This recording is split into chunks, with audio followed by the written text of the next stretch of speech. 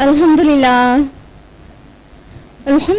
رب العالمین والصلاة والسلام علی رسولہ الکریم وعلی آلہ واصحابہ اجمعین اما بعد واعوذ باللہ من الشیطان الرجیم بسم اللہ الرحمن الرحیم یا ایھا الذین آمنوا قوا انفسکم واہلیکم نارا بسم اللہ الرحمن الرحیم رب اشرح لی صدری ویسر لی امری واحلل عقدۃ من لسانی یفقہوا قولی۔ عزیز سامعات، خلاصہ قرآن مجید میں آپ سب کا تہہ دل سے خیر مقدم ہے۔ السلام علیکم ورحمۃ اللہ وبرکاتہ۔ خلاصہ قرآن میں ہم لوگ 28 پارے مکمل کر چکے تھے اور آج 28واں پارہ جانیں گے انشاءاللہ۔ 28واں پارہ شروع ہوتا ہے سورہ مجادلہ سے۔ سورہ مجادلہ میں 3 رکوع اور 22 آیات ہیں۔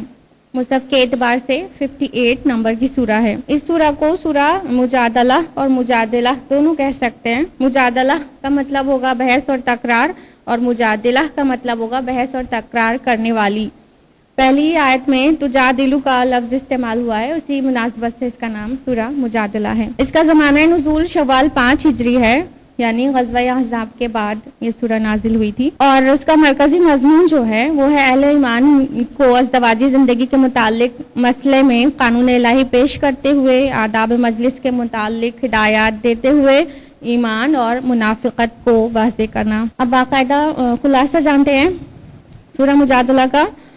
رکو نمبر 1 آیات 1 سے 6 پر بیسڈ ہے۔ آیت نمبر 1 اور 2 میں ہے، اللہ نے سن لی اس عورت کی جو اپنے شوہر کے بارے میں تم سے تکرار کر رہی تھی اور اللہ سے فریاد کیے جاتی تھی۔ اللہ تم دونوں کی گفتگو سن رہا تھا اور وہ سب کچھ سننے والا اور دیکھنے والا ہے۔ آگے ہے، تم میں سے جو لوگ اپنی بیویوں سے زہار کرتے ہیں ان کی بیویاں ان کی مائیں نہیں ہو جاتی، ان کی مائیں تو وہی ہیں جنہوں نے ان کو جنا۔ یہ آیت مسئلہ زہار پر ہے۔ ایک خاتون جو کہ خزرج قبیلے سے تعلق رکھتی تھی، ان کا نام تھا خولہ بنت ثعلبہ، ان کے شوہر نے ان سے زہار کیا تھا۔ ان کے شوہر کا نام تھا اوس بن صامت رضی اللہ عنہ۔ انہوں نے زہار کیا تھا۔ زہار کس چیز کا نام ہے؟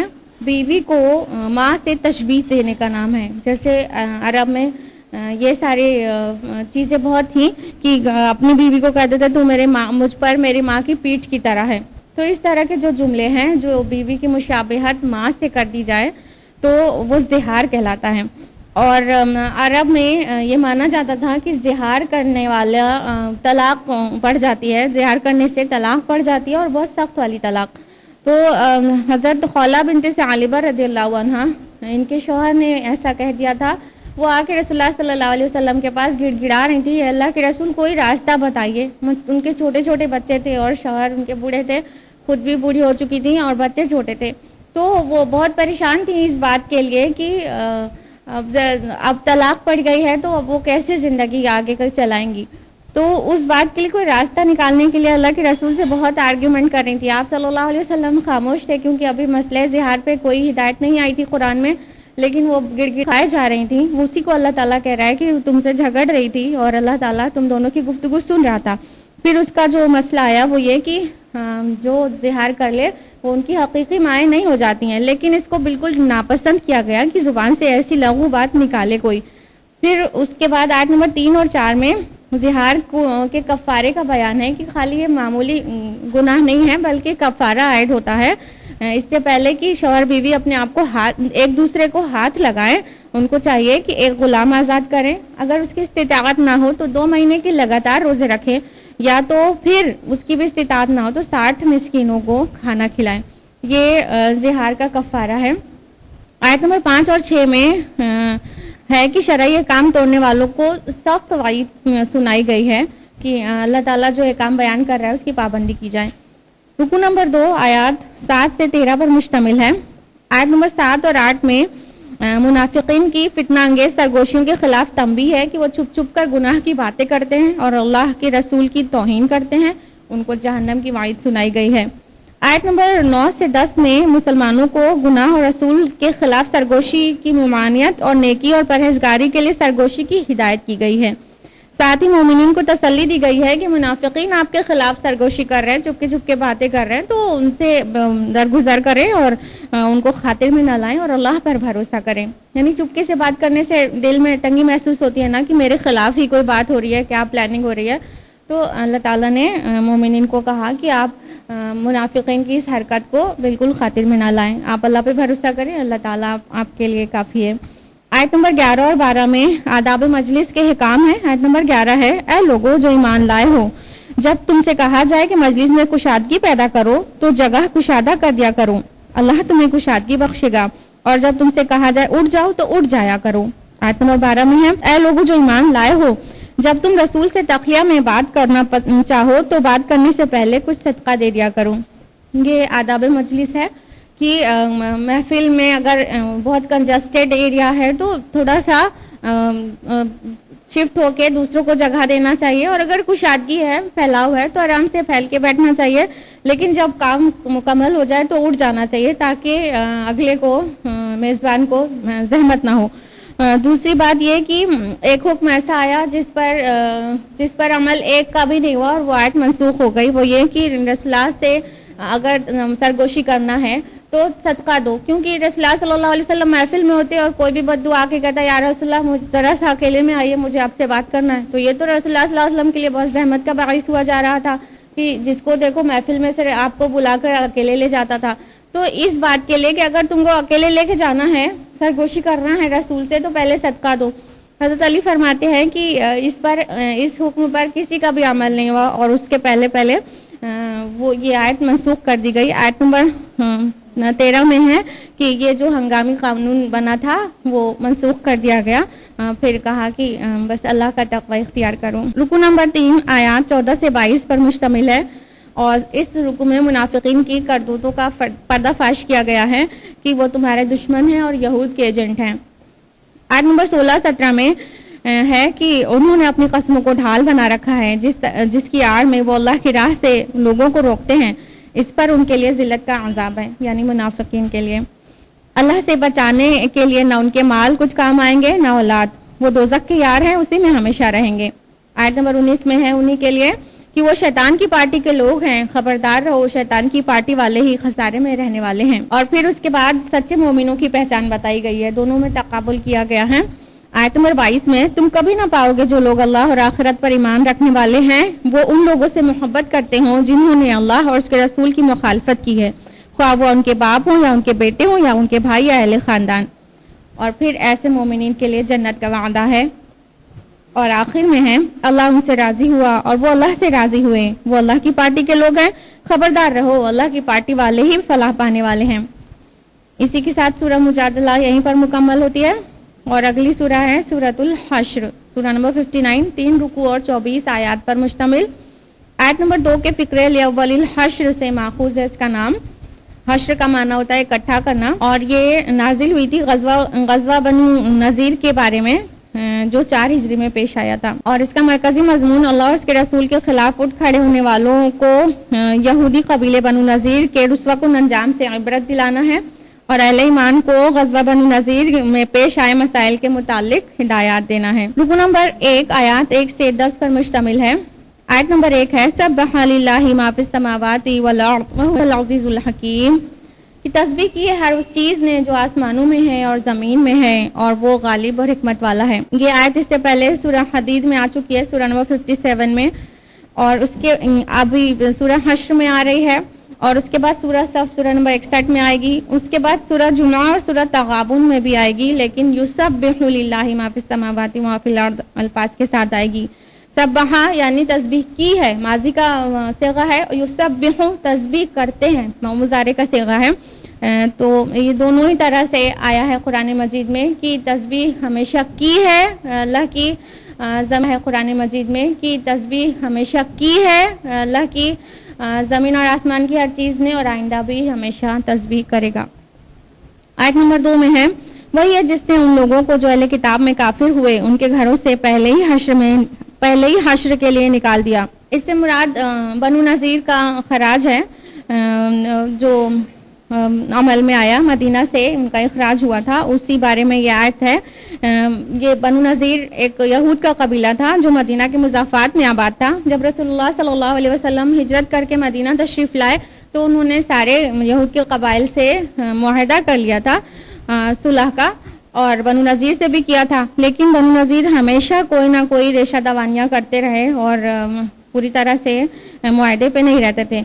यहाँ तक कि उनका जो लीडर था काब बिन अशरफ, वो मुशरिकीन के पास मक्का में जाकर मुसलमानों के खिलाफ उन लोगों को भड़काया करता था, उकसाया करता था। यहाँ तक कि उसने कई सारी फसाद बर्पा कर रखा था, तो बहुत सारी फसादात किए। तो अल्लाह के रसूल सल्लल्लाहु अलैहि वसल्लम ने उसे इन फसादों को देखते हुए उसको कत्ल करवा दिया। और उनमें से एक फसाद ये भी था कि लोगों ने नबी करीम सल्लल्लाहु अलैहि वसल्लम को, बनु नज़ीर के लोगों ने आपको अपने यहाँ बुलाकर आपके ऊपर एक पत्थर गिराने की साजिश की थी ताकि आपको कत्ल कर दिया जाए। तो अल्लाह ताला ने बर वक्त आप सल्लल्लाहु अलैहि वसल्लम को वही के ज़रिए ख़बरदार कर दिया और आप बाल बाल बच गए। जब ये हरकत की तो अल्लाह के रसूल सल्लल्लाहु अलैहि वसल्लम ने उनको नोटिस भेज दिया कि 20 दिन के अंदर बनु नज़ीर मदीना खाली करके चले जाएं, लेकिन उसकी उन्होंने परवाह नहीं की और तकब्बुर से इनकार किया। फिर अल्लाह के रसूल सल्लल्लाहु अलैहि वसल्लम अपने असहाब लेकर बनु नज़ीर के पास गए और उनका मुहासरा कर लिया।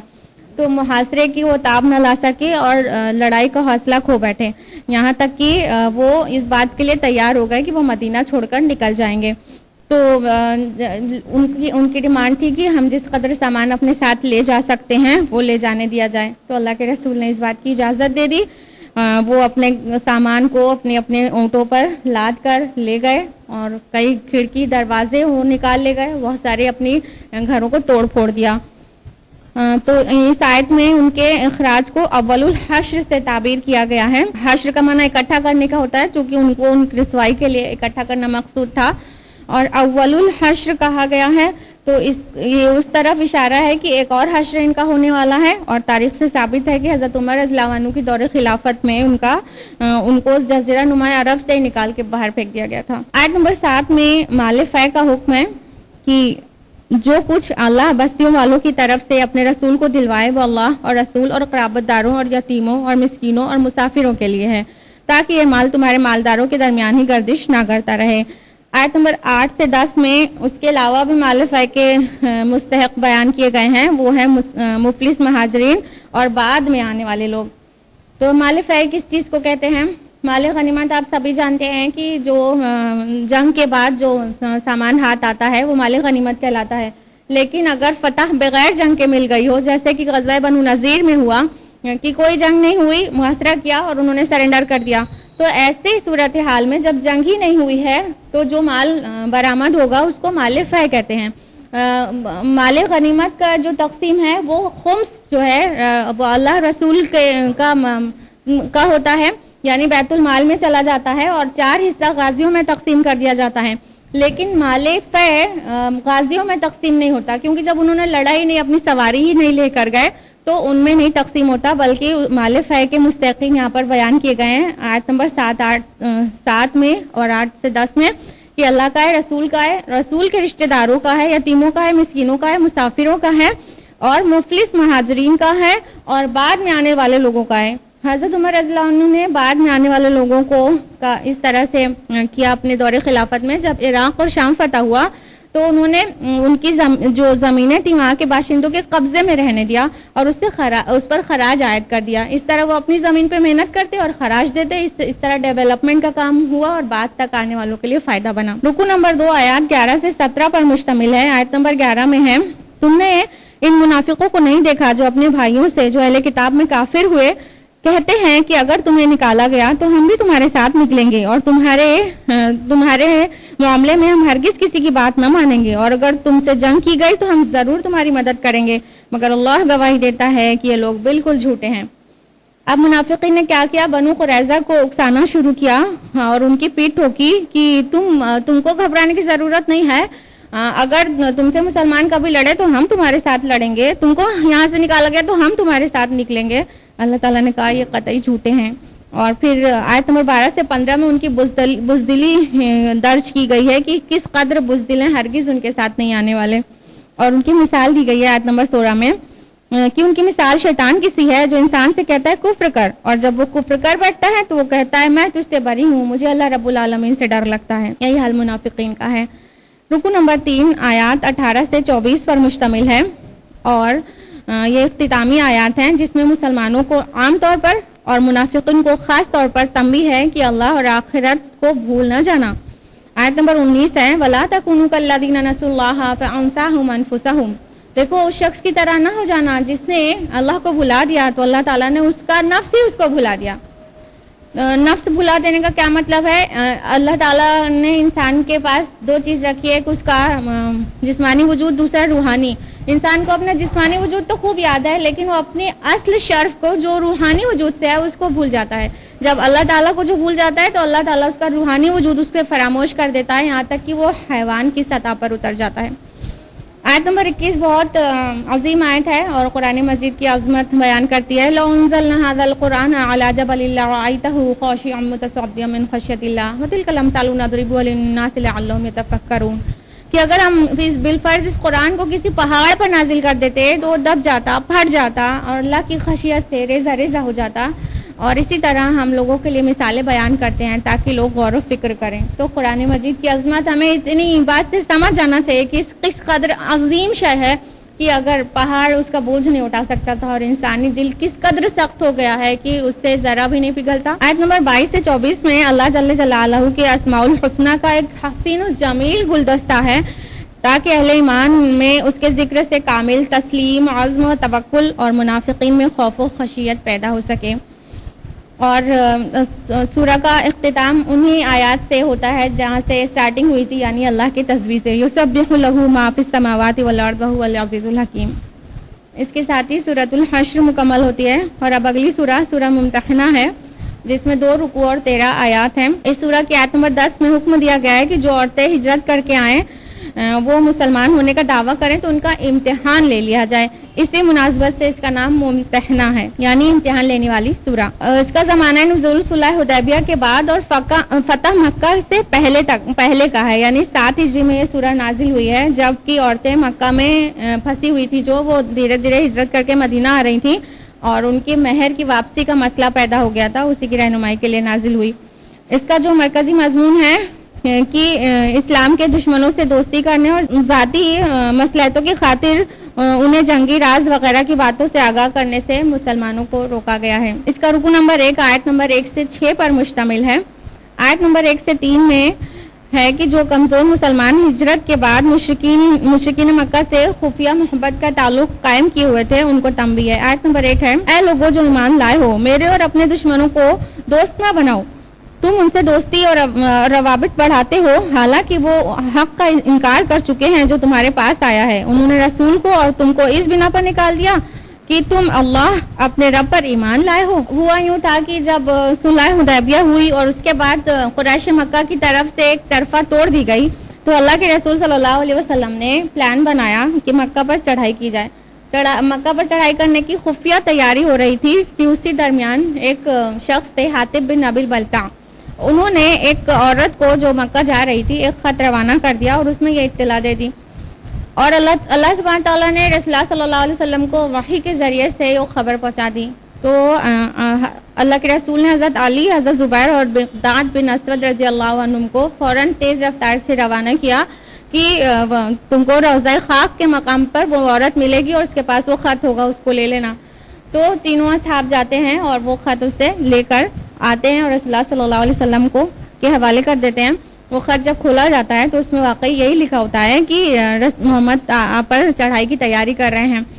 جب رسول اللہ صلی اللہ علیہ وسلم حاطب بن ابی بلتع جو کہ مسلمان تھے ان کو بلاتے ہیں، بدری صحابی تھے، ان کو بلاتے ہیں اور وجہ دریافت کرتے ہیں تو وہ کہتے ہیں اللہ کے رسول میرے بارے میں جلدی مت کیجیے، میں مرتد نہیں ہوں اور میں مسلمانوں کا نقصان کرنے کے لیے کام نہیں کیا تھا، بلکہ میرا اس کام کی وجہ یہ تھی کہ میرے اہل و عیال ابھی مکہ میں پھنسے ہوئے ہیں اور سب کے تو کوئی رشتہ دار ہے وہ انہیں بچا لیں گے جب مکہ پہ چڑھائی ہوگی، لیکن میرا کوئی بھی نہیں ہے بیوی بچوں کو وہاں پر بچانے کے لیے، تو اس لیے میں نے چاہا کہ قریش پر میرا ایک احسان رہ جائے جو وہ میرے بیوی بچوں کو پناہ دے دیں، تو اس لیے میں نے یہ کام کیا تھا۔ اللہ کے رسول میرا ارادہ اسلام سے دشمنی کا نہیں تھا۔ اللہ کے رسول نے کہا کہ یہ سچ کہتا ہے، تو پھر اللہ کے رسول نے انہیں معاف کر دیا، لیکن اللہ تعالیٰ نے وحی کے ذریعے اس بات کی تنبیہ کی کہ تم اہل مکہ سے اور تم اللہ اور رسول کے دشمنوں سے دوستی والی چیزیں نہ کرو۔ بعض مفسرین نے اس کے پیچھے یہی وجہ بتائی ہے، لیکن کچھ مفسرین نے یہ بھی لکھا ہے کہ یہ وجہ عام تھی، جو بھی مدینہ میں رہ رہے مہاجرین تھے وہ مکہ میں کس بھی طرح کی محبت کے روابط ان سے نبھا رہے تھے، ان سب کو روکنا مقصد ہے۔ آیت نمبر 3 ہے، تمہاری رشتہ داریاں اور تمہاری اولاد قیامت کے دن تمہارے کچھ بھی کام نہیں آئے گی، یعنی یہ محبت میں، بیوی بچوں کی محبت میں یہ کام کیا گیا تھا نا۔ آیت نمبر 4 میں ہے، تم لوگوں کے لیے ابراہیم اور اس کے ساتھیوں میں ایک اچھا نمونہ ہے کہ انہوں نے اپنی قوم سے صاف کہہ دیا تھا کہ ہم تم سے اور تمہارے ان معبودوں سے جن کی تم اللہ کو چھوڑ کر پوچھتے ہو قطعی بیزار ہیں، ہم نے تم سے کفر کیا۔ یعنی ابراہیم علیہ السلام کو دیکھو، انہوں نے چھوڑ دیا تھا اپنی قوم کو، اپنے والد تک کو چھوڑ دیا تھا اور بیزاری کا اعلان کر دیا تھا اور ان سے کہا کہ ہم تم سے کفر کرتے ہیں۔ مطلب ایمان کا لازمی تقاضا ہے کہ طاغوت سے کفر کیا جائے، طاغوت کا انکار کیا جائے۔ رکوع نمبر 2 آیات 7 سے 13 پر مشتمل ہے۔ آیت نمبر 8 میں ہے، اللہ تمہیں اس بات سے نہیں روکتا کہ تم ان لوگوں کے ساتھ نیکی اور انصاف کا برتاؤ کرو جنہوں نے دین کے معاملے میں تم سے جنگ نہیں کی ہے اور تمہیں تمہارے گھروں سے نہیں نکالا ہے، اللہ انصاف کرنے والوں کو پسند کرتا ہے۔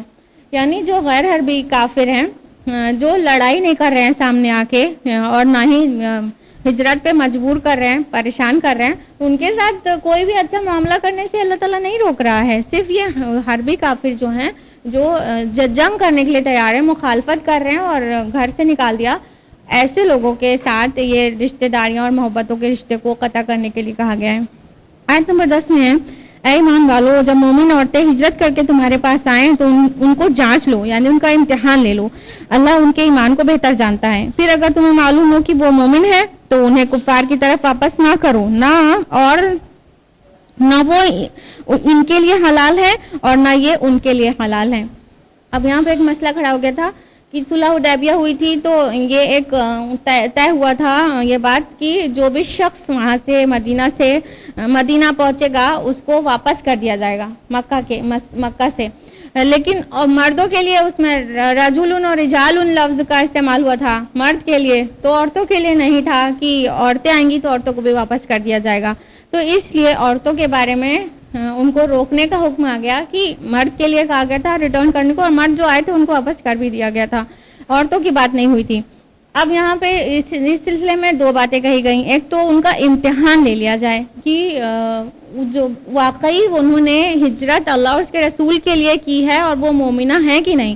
اگر انہوں نے دل سے اسلام قبول کیا ہے اور اللہ اور رسول کے لیے ہجرت کی ہے، کوئی ذاتی مفاد اور دنیا پرستی کے لیے نہیں کی ہے، تو بے شک ان کو اپنے پاس روک لیا جائے، اور اگر کسی اور وجہ سے کی ہے تو اپنے پاس حفاظت دینے کی کوئی ضرورت نہیں ہے۔ آیت نمبر 10 میں ہے، اور انہوں نے یعنی ان کے کافر شوہروں نے جو کچھ مال خرچ کیا تھا وہ انہیں ادا کر دو، اور ان عورتوں سے نکاح کرنے میں تم پر کوئی گناہ نہیں جبکہ تم ان کے مہر ادا کر دو۔ اب یہاں پر ایک مسئلے کا حل بیان کیا گیا ہے کہ جو عورتیں وہاں سے ہجرت کر کے آئیں گی اور وہاں ان کے شوہر جو لوگ ایمان نہیں لائے ہیں، شوہر کافر ہیں اور یہ عورتیں مومنہ ہیں، یہ مدینہ آ گئی، اب ان کے کافر شوہر تو وہاں پر تل ملائیں گے کہ ہم نے مہر دیا ہے، ہاں تو ہمارے مہر واپس دیا جائے، تو اللہ تعالیٰ نے کہا ان کا مہر انہیں واپس بھیج دو۔ مکے جو شوہر وہاں کافر ہے اور عورت یہاں مومنہ ہے تو ان کا مہر واپس دے دو، ایک بات۔ دوسری بات یہ کہی گئی ان سے نکاح کرنے میں کوئی گناہ نہیں، یعنی ابھی وہ اس کے نکاح میں تھی اس سے پہلے تک، لیکن جب ایمان لے آئی تو نکاح فسخ ہو گیا، عورت مومنہ ہے شوہر کافر ہے تو نکاح فسخ ہو گیا۔ تو اس طرح اب ان عورتوں سے نکاح کرنے میں کوئی حرج نہیں ہے بغیر اس کے کہ وہ طلاق کے الفاظ زبان سے نکالیں، کیونکہ نکاح فسخ ہو چکا ہے، اور ان کے نئے مہر ان کو مہر کے اوپر نکاح کرو، مہر ان کے ادا کر دو اس شرط پر۔ اسی میں آگے ہے، اور کافر عورتوں کو اپنے نکاح میں روکے نہ رکھو، جو کچھ تم نے خرچ کیا تھا اس کا تم کفار سے مطالبہ کرو، اور جو کچھ انہوں نے خرچ کیا تھا اس کا وہ تم سے مطالبہ کریں۔ دوسری طرف مدینہ میں جو مرد مسلمان تھے ان کی عورتیں ایمان نہیں لائی تھیں، وہ مکہ میں تھیں، تو حکم آ گیا کہ اب ان کے ساتھ نکاح نہ رکھو، ان کے نکاح کو روکے نہ رکھو، ان کو طلاق دے دو۔ نکاح تو ٹوٹ ہی گیا لیکن ان کو علیحدگی کے لیے بول دیا گیا، اور یہ بھی کہا گیا کہ جو تم نے ان کو دیا تھا، جو مہر تم نے دیا تھا وہ ان سے لے لو، تو جو تم نے ان کو دیا تھا، جو مہر تم نے دیا تھا وہ ان